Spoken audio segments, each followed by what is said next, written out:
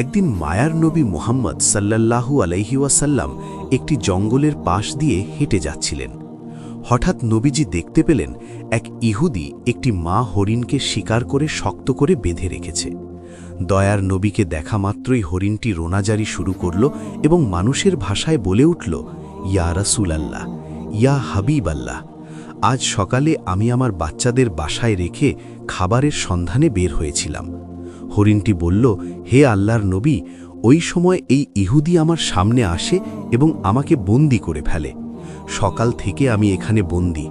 ইয়া রাসূলাল্লাহ, আমার ছোট ছোট দুধের বাচ্চা আছে, তারা আজ সারাদিন কিছুই খায়নি। আমাকে না পেয়ে তারা হয়তো অস্থির হয়ে পড়েছে, পিপাসায় তাদের বুক ফেটে যাচ্ছে। হরিণটি আকুতি জানিয়ে বলল, ওগো আল্লাহর হাবিব, আমি শেষবারের মতো আমার সন্তানদের সাথে দেখা করতে চাই এবং তাদের দুধ খাওয়াতে চাই।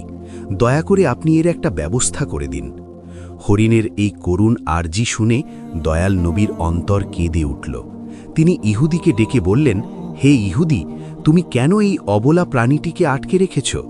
ইহুদি উত্তর দিল, আমি একে শিকার করেছি, আর বনের প্রাণী শিকার করা তো আমার অধিকার, তাই আমি একে ছাড়ব না। নবীজি বললেন, তুমি কি দেখতে পাচ্ছ না এটি একটি মা হরিণ? এর স্তন দুধে পরিপূর্ণ, এর বাচ্চারা না খেয়ে কষ্ট পাচ্ছে, তুমি একে একবার সুযোগ দাও। ইহুদি অবজ্ঞার সাথে বলল, আমি এত কষ্ট করে ধরলাম আর আপনার কথাই ছেড়ে দেব? একবার ছেড়ে দিলে কি বনের হরিণ আর ফিরে আসে? তখন বিশ্বনবী বললেন, তুমি একে ছেড়ে দাও, আমি জামিন হচ্ছি, সে তার বাচ্চাদের দুধ খাইয়ে আবার তোমার কাছে ফিরে আসবে। ইহুদি বিদ্রুপ করে বলল, বনের হরিণ কি আপনার বাপদাদার সম্পদ যে ফিরে আসবে? শিকার করা প্রাণী ফিরে আসার কি কোনো নজির আছে? যখন ইহুদি কোনোভাবেই রাজি হচ্ছিল না, তখন নবীজি বললেন, তবে এক কাজ করো, তুমি হরিণটিকে ছেড়ে দাও আর তার বদলে আমাকে এখানে বেঁধে রাখো। হরিণ না ফিরলে তুমি আমাকে সারা জীবন বন্দী করে রেখো। ইহুদি ভাবল এটি ভালো সুযোগ। সে নবীজিকে বেঁধে রেখে হরিণটিকে ছেড়ে দিল। ছাড়া পেয়ে হরিণটি দ্রুত বনের দিকে ছুটে গেল। ইহুদি মনে মনে হাসছিল আর ভাবছিল, এই লোকটির মতো বোকা আর কেউ নেই, একটা বনের প্রাণীর জন্য নিজের জীবন বিপদে ফেলল। ওদিকে মা হরিণ দৌড়ে তার সন্তানদের কাছে পৌঁছল। বাচ্চারা তাকে দেখে বলল, আম্মাজান, আজ কেন এত দেরি হলো? আমরা আপনার জন্য অপেক্ষা করতে করতে ক্লান্ত হয়ে পড়েছি।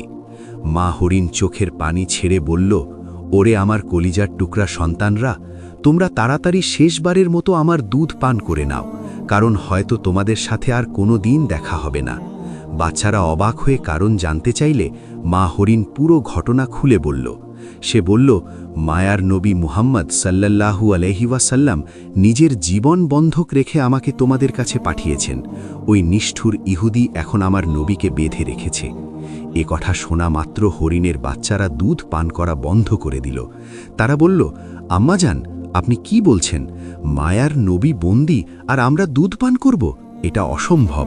চলুন, আমরাও আপনার সাথে যাব। নবীজির সামান্য কষ্টও আমরা সহ্য করতে পারব না। কিছুক্ষণ পর ইহুদি দেখল, বনের ভেতর থেকে কেবল সেই মা হরিণই নয়, তার সাথে ছোট ছোট বাচ্চাগুলোও দৌড়ে আসছে। এই দৃশ্য দেখে ইহুদি থমকে গেল।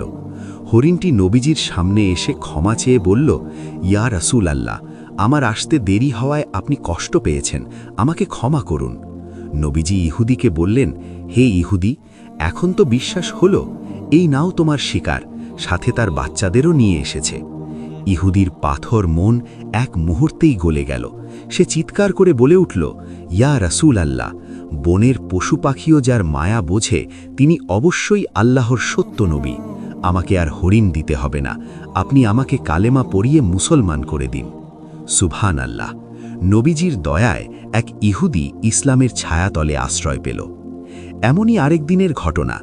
নবীজি সাহাবীদের নিয়ে বসে আছেন, এমন সময় এক বেদুইন সেখানে এলো। তার হাতে ছিল একটি শিকার করা গুই সাপ।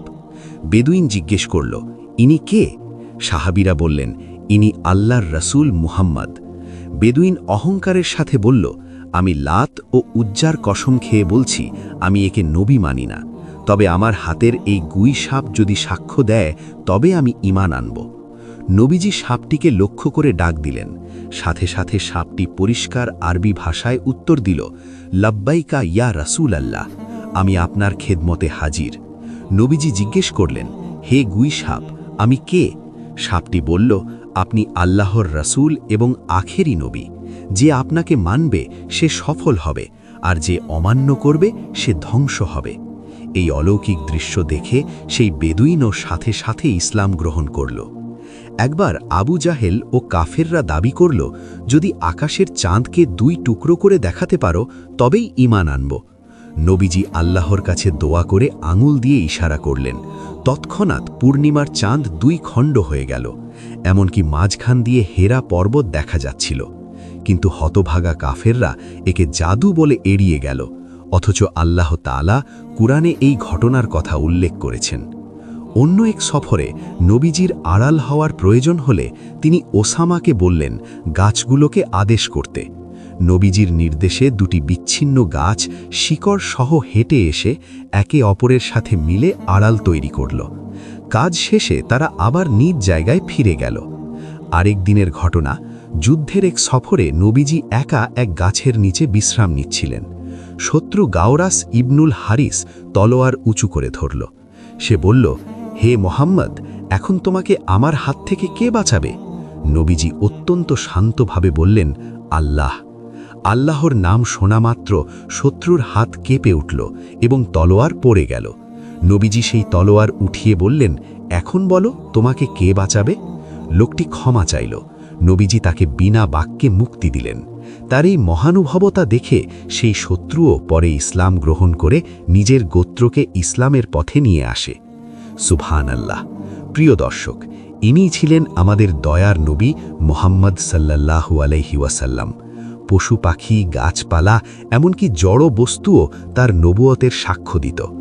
আল্লাহ আমাদের সবাইকে নবীজির আদর্শে জীবন গড়ার তৌফিক দান করুন। ভিডিওটি ভালো লাগলে শেয়ার করে ইসলাম প্রচারে অংশ নিন এবং কমেন্টে লিখুন, আমি